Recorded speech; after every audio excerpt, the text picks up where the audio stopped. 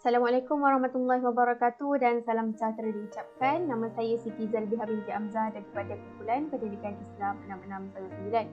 Daripada hari ini saya akan membentangkan tugasan kedua bagi kursus PIMK 3152 Inovasi Digital dalam Pengajaran dan Pembelajaran, di mana tugasan kedua ini memerlukan kami untuk menghasilkan sebuah projek inovasi digital.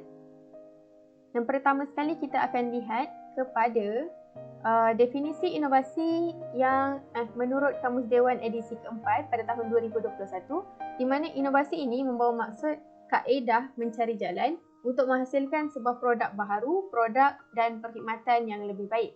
Jadi hal ini menunjukkan bahawa inovasi ini berkait rapat dengan perihal ataupun tindakan dalam memulakan dan mewujudkan sesuatu yang baharu dan juga terkini.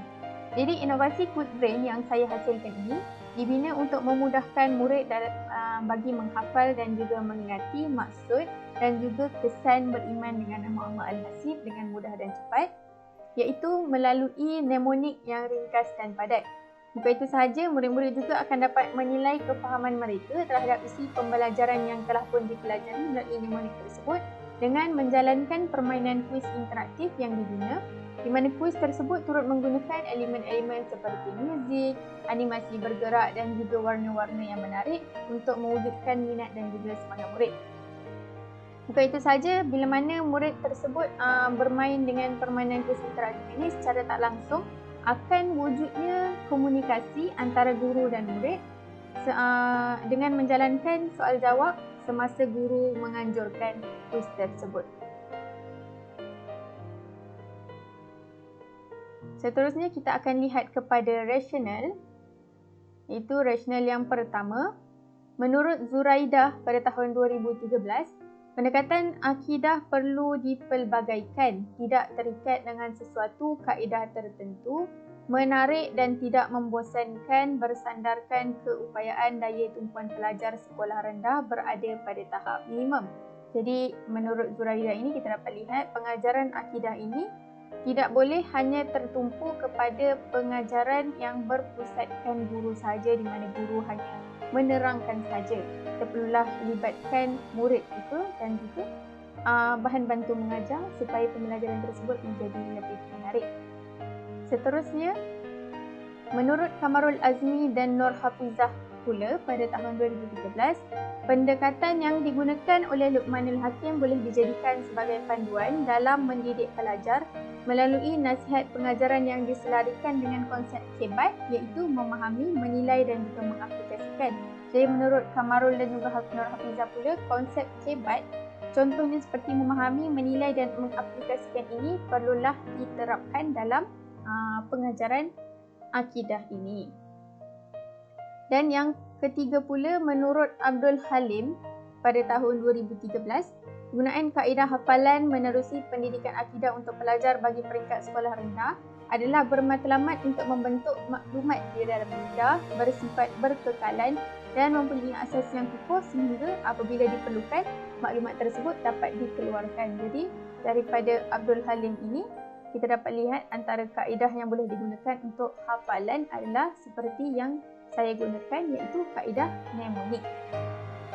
Seterusnya, kita akan lihat kepada isu ataupun masalah, di mana antara isu dan masalah yang saya dapat kenal pasti semasa sesi praktikum saya pada semester yang lepas, itu yang pertama, murid keliru dan sukar mengingati kedua-dua nama Allah Al-Hasib. Masalah yang kedua, murid tidak dapat menyenaraikan kesan-kesan beriman dengan nama Allah Al-Hasib dengan cemerlang semasa disoal. Dan masalah yang ketiga pula adalah tiadanya komunikasi antara guru dan murid semasa sesi peneguhan yang biasanya dijalankan, contohnya seperti Uzis dan juga Kahoot. Seterusnya, kita akan lihat kepada objektif bagi penghasilan inovasi Quick Brain ini, di mana terdapatnya 3 objektif, iaitu objektif yang pertama adalah supaya murid dapat menyatakan kedua-dua maksud nama Allah Al-Hasib dengan baik. Objektif yang kedua adalah supaya murid dapat menyenaraikan kesan-kesan beriman dengan nama Allah Al-Hasib dengan cemerlang. Dan objektif yang terakhir adalah supaya wujudnya komunikasi dua hala antara guru dan murid ataupun antara murid dan murid sepanjang kuis interaktif berlangsung. Bagi skop dan limitasi pula, kita dapat lihat sasaran bagi inovasi ini adalah murid-murid tahun 6 dan bidang yang dipilih adalah bidang akidah. Dan juga terdapat dua standard pembelajaran yang digunakan, iaitu yang pertama adalah standard pembelajaran 3.4.1 menerangkan pengertian nama Allah Al-Hasib, dan juga standard pembelajaran 3.4.4 menganalisis kesan meyakini nama Allah Al-Hasib dalam kehidupan harian. Bagi kepentingan dan impak pula, kita dapat lihat yang pertama adalah murid dapat menghafal maksud, dalil nakli serta kesan beriman dengan nama Allah Al-Hasib dengan mudah, iaitu melalui penghasilan mnemonik ini saya telah menggabungkan kesemua isi-isi pembelajaran yang dinyatakan ini dalam satu mnemonik supaya murid lebih mudah untuk menghafalnya.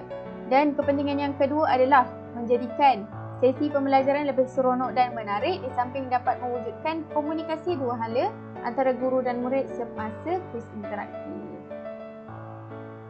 Seterusnya, bagi anggaran kos pula, tiada sebarang kos keuangan yang diperlukan kerana penghasilan inovasi ini adalah melalui aplikasi Microsoft PowerPoint semata-mata.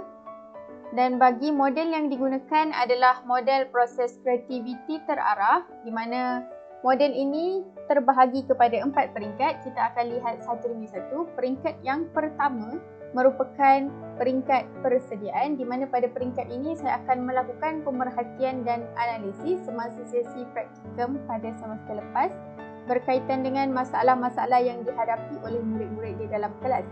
Bagi peringkat kedua pula adalah peringkat imajinasi, iaitu pada peringkat ini saya akan menjana dan juga mensintesis idea berpandukan daripada masalah murid-murid tersebut. Saya akan menjana idea saya untuk menyelesaikan masalah tersebut.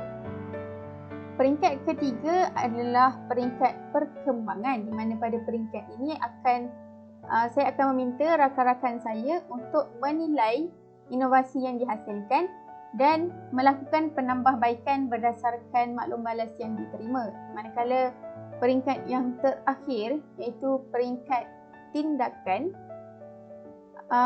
di mana pada peringkat ini saya akan menjalankan inovasi tersebut kepada murid-murid. Ini adalah cadangan inovasi yang dihasilkan, iaitu Quick Brain yang melibatkan dua inovasi yang disekalikan dalam satu slide, iaitu yang pertama adalah mnemonik berkaitan dengan maksud, dalil nakli serta kesan beriman dengan nama Allah Al-Hasib, dan juga kuis interaktif yang berkaitan dengan tajuk nama Allah Al-Hasib. Baiklah, seterusnya kita akan lihat kepada langkah penggunaan inovasi Quick Brain ini.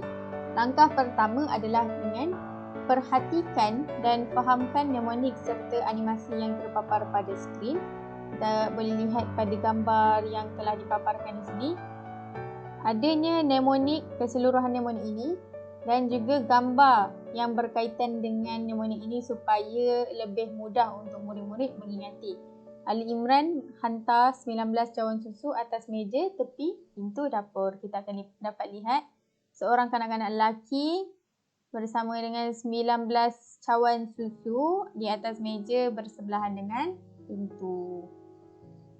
Langkah yang kedua pula adalah satu demi satu mnemonik akan muncul dengan animasi yang sesuai supaya mudah untuk diingati. Gunakan unsur anak panah untuk ke slide sebelum atau selepas. Kita dapat lihat di sini adanya anak panah untuk ke slide sebelum dan juga untuk slide yang selepas.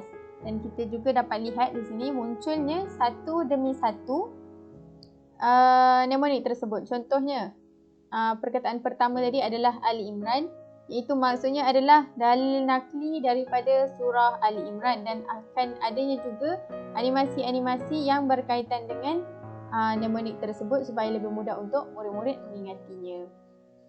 Bagi langkah yang ketiga pula adalah imbas kembali mnemonik secara keseluruhan untuk memastikan ia dapat diingati dengan baik. Jadi setelah kesemua mnemonik tersebut muncul, daripada perkataan yang pertama sehinggalah perkataan yang terakhir bersama dengan maksud-maksudnya dan juga animasi-animasi tersebut, akan muncul pula slide seterusnya, iaitu imbas kembali, di mana di sini kita akan dapat lihat keseluruhannya mnemonik tersebut dan juga maksud daripada mnemonik tersebut.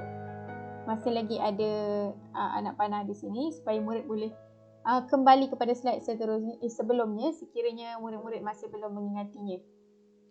Dan langkah yang keempat pula adalah bersedia untuk menjawab soalan kuis interaktif berkaitan dengan isi yang baru dipelajari. Jadi selepas sahaja imbas kembali tersebut, sekiranya murid-murid menekan kepada anak panah ke slide seterusnya, maka akan keluarnya kuis interaktif ini. Jom uji minda, dan untuk masuk ke kuis ini murid-murid perlu menekan kepada anak panah di bawah ini.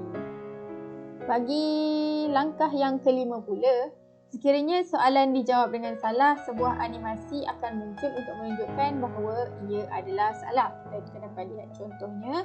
Soalan yang pertama, apakah yang dimaksudkan dengan al-hasib? Contohnya, sekiranya murid tekan jawapan Allah Maha Melihat, maka akan munculnya animasi ini berserta tulisan salah dan juga akan adanya unsur bunyi yang digunakan semasa kuis ini berlangsung. Seterusnya langkah yang keenam pula, sekiranya soalan dijawab dengan betul, sebuah animasi akan muncul untuk menunjukkan bahawa ia adalah betul dan anak panah untuk soalan seterusnya akan muncul. Okey. Sekiranya murid tersebut menekan kepada jawapan yang betul, contohnya Allah Maha Mengetahui, Allah Maha Mengetahui, Allah Maha Menghitung, Allah Maha Menghitung, maknanya akan keluar animasi ini dan juga betul dan juga berserta dengan anak panah supaya murid boleh ke soalan yang seterusnya. Dan langkah yang terakhir pula adalah kuis hanya akan tamat sekiranya kesemua soalan dijawab dengan betul. Sebabnya seperti yang telah diterangkan tadilah, anak panah untuk ke soalan seterusnya hanya akan keluar sekiranya murid tersebut jawab dengan betul. Maksudnya sekiranya selagi murid tersebut tidak dapat jawab dengan betul, selagi itulah kuis tersebut tidak akan tamat. Baiklah, seterusnya pula kita akan lihat kepada maklum balas yang telah diberikan oleh rakan-rakan saya, iaitu maklum balas yang pertama daripada Yasmin Suraya binti Syafi'i menyatakan bahawa boleh tambahkan animasi pada mnemonik untuk menjadikannya lebih menarik dan mudah dihafal. Kemudian maklum balas daripada Siti Amira binti Abdul Hadi pula, mnemonik yang baik, ringkas dan mudah diingati serta penggunaan animasi yang cantik dan dapat menarik perhatian. Manakala maklum balas yang terakhir daripada Nur Nazimah binti Syaharuddin, dinyatakan bahawa boleh tambahkan satu slide yang memfokuskan kepada isi penting berdasarkan mnemonik yang dipaparkan. Jadi itu adalah antara maklum balas yang diberikan dan telah pun dilakukan penambahbaikan terhadap projek tersebut. Bagi pembuktian pula, kita dapat lihat di sini sebelum dan juga selepas, iaitu warna biru gelap ini merupakan jumlah jawapan yang peratusan bagi jawapan yang dijawab dengan betul, dan warna biru cair ini, biru muda ini merupakan peratusan soalan yang dijawab dengan salah. Kita akan dapat lihat di sini, bagi sebelum penggunaan inovasi ini, hanya lebih kurang 60% sahaja jawapan yang dijawab dengan betul, manakala 40% lagi dijawab dengan salah. Manakala selepas penggunaan mnemonik dan juga kuis interaktif ini, lebih kurang 98% jawapan yang dijawab dengan betul dan 2% sahaja jawapan yang dijawab dengan salah.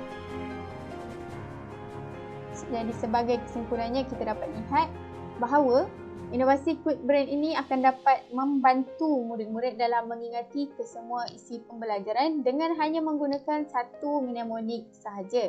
Jadi sekaligus secara tidak langsung ia akan dapat menjimatkan masa dan juga murid-murid akan dapat terus menguji kefahaman mereka terhadap mnemonik tersebut melalui permainan kuis interaktif yang telah disediakan di dalam sebuah slide tersebut. Jadi ini pula merupakan antara rujukan-rujukan yang digunakan yang telah pun digunakan dalam sepanjang penghasilan inovasi ini. Jadi itu sahaja pembentangan saya untuk hari ini. Sekian. Assalamualaikum warahmatullahi wabarakatuh.